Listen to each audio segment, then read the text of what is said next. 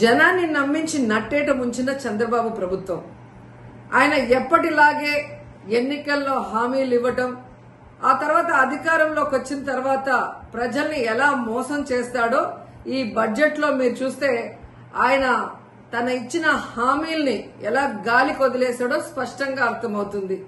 ముఖ్యంగా మహిళలకి ఇంట్లో ఎంతమంది ఉంటే అంతమందికి 1500 ఇస్తాం, నీకు 1500 నీకు 1500 అని గొప్పగా ప్రచారం చేసుకున్నారు.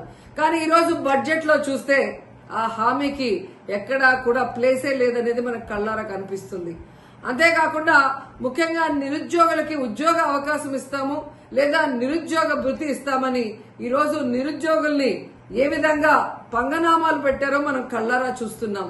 అండ్ ఈ రోజు మీరు చూస్తే ఉచిత బస్సు ప్రయాణాన్ని అందరికీ కూడా మహిళలకు ఇస్తామని చెప్పి ఆ ఊసే బడ్జెట్ లో లేకపోవడం అనేది దురదృష్టకరం.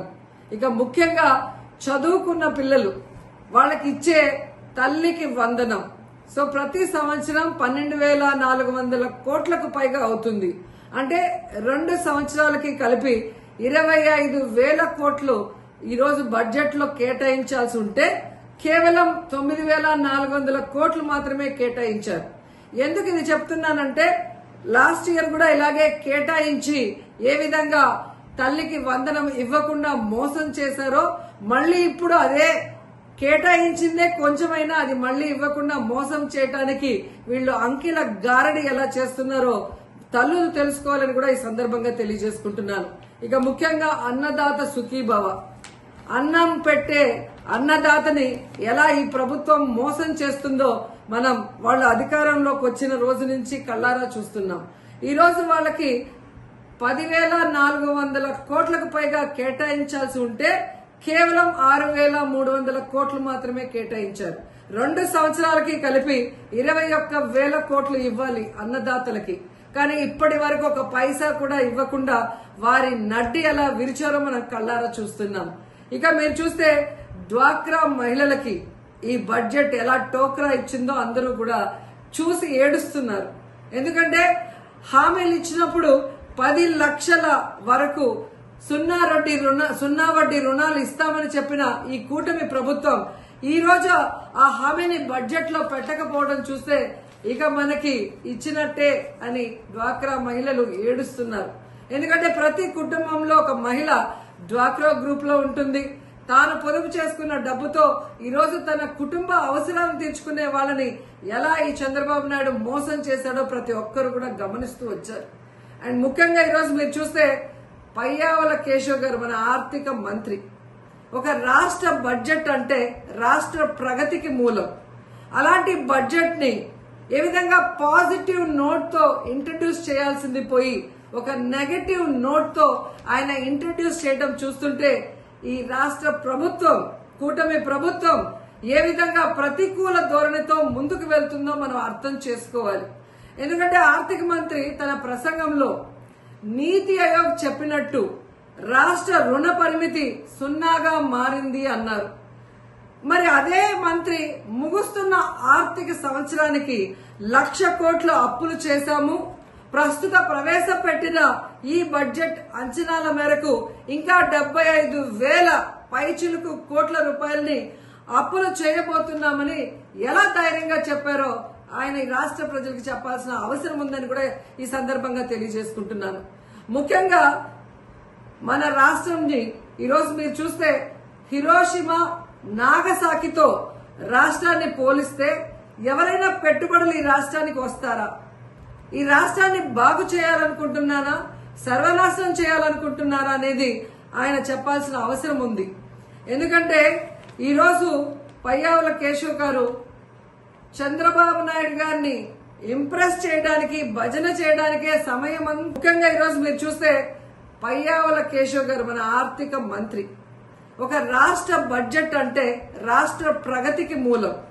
అలాంటి బడ్జెట్ ని ఏ విధంగా పాజిటివ్ నోట్ తో ఇంట్రడ్యూస్ చేయాల్సింది పోయి ఒక నెగటివ్ నోట్ తో ఆయన ఇంట్రడ్యూస్ చేయడం చూస్తుంటే ఈ రాష్ట్ర ప్రభుత్వం కూటమి ప్రభుత్వం ఏ విధంగా ప్రతికూల ధోరణితో ముందుకు వెళ్తుందో మనం అర్థం చేసుకోవాలి.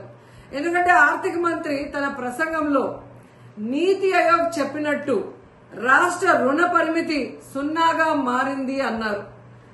మరి అదే మంత్రి ముగుస్తున్న ఆర్థిక సంవత్సరానికి 1,00,000 కోట్ల అప్పులు చేశాము, ప్రస్తుత ప్రవేశపెట్టిన ఈ బడ్జెట్ అంచనాల మేరకు ఇంకా 75,000 పైచిలుకు కోట్ల రూపాయలని అప్పులు చేయబోతున్నామని ఎలా ధైర్యంగా చెప్పారో ఆయన ఈ రాష్ట్ర ప్రజలకు చెప్పాల్సిన అవసరం ఉందని కూడా ఈ సందర్భంగా తెలియజేసుకుంటున్నాను. ముఖ్యంగా ఈరోజు మీరు చూస్తే హిరోషిమా నాగసాకితో రాష్ట్రాన్ని పోలిస్తే ఎవరైనా పెట్టుబడులు ఈ రాష్ట్రానికి వస్తారా? ఈ రాష్ట్రాన్ని బాగు చేయాలనుకుంటున్నారా, సర్వనాశనం చేయాలనుకుంటున్నారా అనేది ఆయన చెప్పాల్సిన అవసరం ఉంది.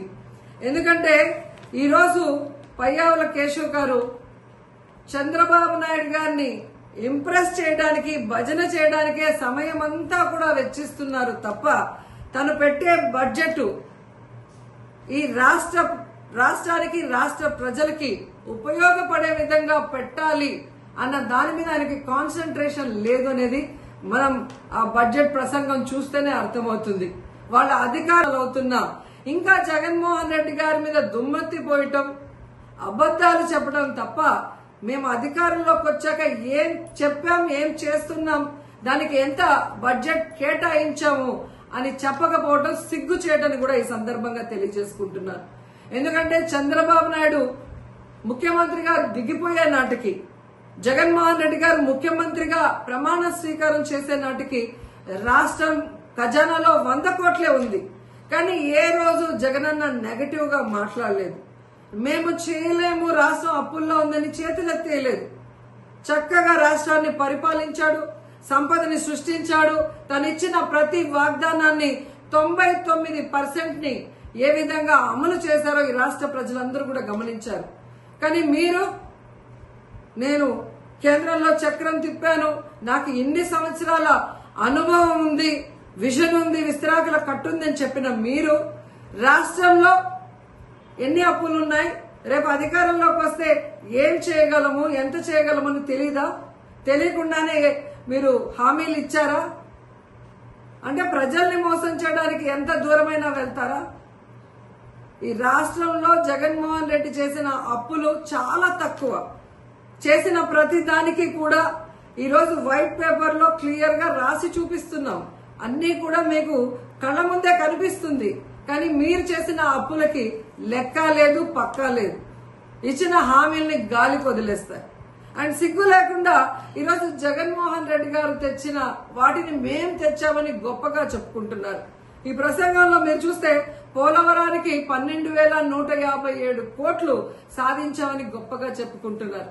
ఇదే ఆర్థిక మంత్రి పయ్యావుల కేశవ్ గారిని అడుగుతున్నాను, మీరు అపోజిషన్ ఎమ్మెల్యేగా ఉన్నప్పుడు, జగనన్న ముఖ్యమంత్రిగా ఉన్నప్పుడు కేంద్ర ప్రభుత్వాన్ని ఒప్పించి ఈ నిధుల్ని జగనన్న కాదా తీసుకొచ్చింది?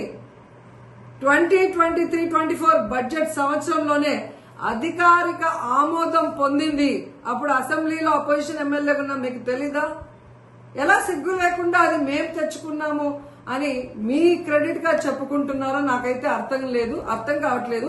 కనీసం దాన్ని సక్రమంగా ఉపయోగించి ఆ పోలవరాన్ని తొందరగా పూర్తి చేయండి అని కూడా మిమ్మల్ని కోరుకుంటున్నాను.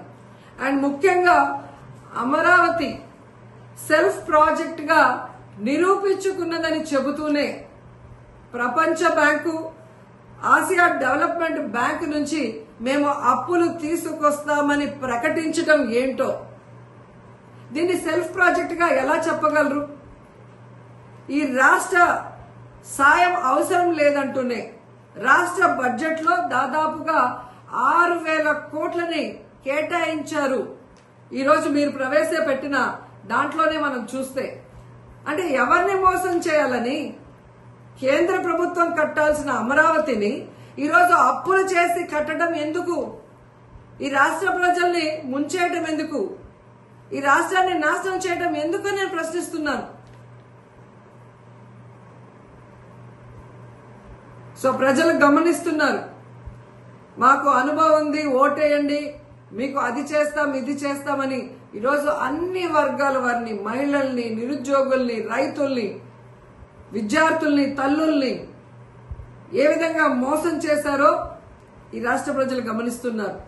ఇంతవరకు అమాయక ప్రజల్ని మోసం చేయడమే కాకుండా ఈరోజు చదువుకున్న వాళ్ళని కూడా అంకెల గారడితో ఎలా మోసం చేస్తూ మీరు దాచుకుంటున్నారో కూడా యువత గమనిస్తోంది. ఖచ్చితంగా మిమ్మల్ని తరిమి కొడుతుందని కూడా ఈ సందర్భంగా తెలియజేసుకుంటున్నాం.